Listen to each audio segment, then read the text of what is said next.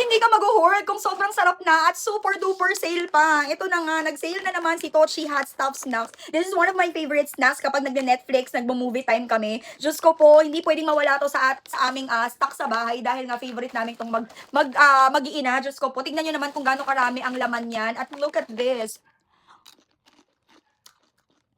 Oh my God, sobrang sarap. Di ba? Kung ikaw nga mahilig ka dun sa mga maanghang, may konting asim, may konting tamis, may konting alat, perfect na perfect si Hot Stuff to cheese snacks sa'yo. And ngayon, naka super duper sale ito. Pwede mong bilhin na mag-isa lang siya or pwedeng buy one take one. At tignan nyo naman kung gaano kami ka-addict sa to cheese snacks. Meron po kami ng lahat ng flavor niyan na nakastock sa bahay para every time na magda-Netflix at movie time kami, meron kaming perfect na snacks na super mura na sobrang sarap pa. Kaya naman kung gusto mo rin ito, ilalagay ko na lang yung link sa basket. I-check out mo na yan agad.